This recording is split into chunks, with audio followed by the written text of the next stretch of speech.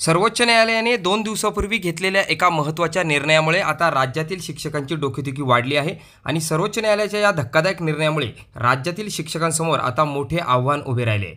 नमस्कार मित्रांनो, आपण पाहतात गेट ऑल स्पेशल चॅनल। सविस्तर वृत्त पाहूयात। राष्ट्रीय शिक्षक शिक्षण परिषद म्हणजे एनसीटीने प्राथमिक शाळांमध्ये बीएड पदवीच्या आधारे नियुक्त झालेल्या शिक्षकांसाठी नवे नियम लागू केले आहेत, ज्यामुळे शिक्षकांच्या प्रशिक्षण प्रक्रियेत महत्त्वपूर्ण बदल होणार आहेत। या नियमांनुसार 11 ऑगस्ट 2023 पूर्वी सरकारी प्राथमिक शाळांमध्ये बीएड पदवीच्या आधारावर कार्यरत असलेल्या शिक्षकांना आता 6 महिन्यांचा ब्रिज कोर्स पूर्ण करणे बंधनकारक आहे। सर्वोच्च न्यायालयाच्या आदेशानुसार हा विशेष अभ्यासक्रम तयार करण्यात आला असून तो राष्ट्रीय मुक्त विद्यालयी शिक्षण संस्थेमार्फत म्हणजेच NIOS मार्फत आयोजित केला जाणार आहे।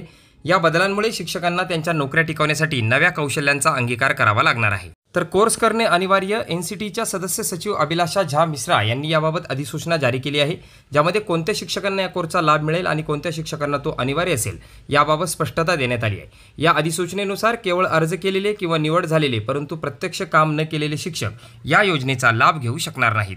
11 ऑगस्ट 2023 रोजीच्या सर्वोच्च न्यायालयाच्या आदेशामुळे ज्या बीएड शिक्षकांच्या नोकऱ्यांवर परिणाम झाला आहे त्यांच्यासाठी हा 6 महिन्यांचा ब्रिज कोर्स अनिवार्य असेल। याशिवाय 7 ऑगस्ट 2024 रोजी सर्वोच्च न्यायालयाने दिलेल्या आणखी एका आदेशाचा परिणाम उत्तर प्रदेशातील सुमारे 35,000 शिक्षकांवर होणार आहे, ज्यांच्या नियुक्त्यांना कायदेशीर आव्हान देण्यात आले होते। हा कोर्स शिक्षकांना प्राथमिक शिक्षणाच्या गरजा पूर्ण करण्यासाठी आवश्यक कौशल्य प्रदान करेल। तर कोर्सचा उद्देश काय आहे? या 6 महिन्यांच्या ब्रिज कोर्सचा उद्देश बीएड शिक्षकांना प्राथमिक शिक्षणाच्या पद्धतीची सुसंगत बनवणे आणि त्यांच्या शैक्षणिक दृष्टिकोनाला नवे परिणाम देणे हा आहे।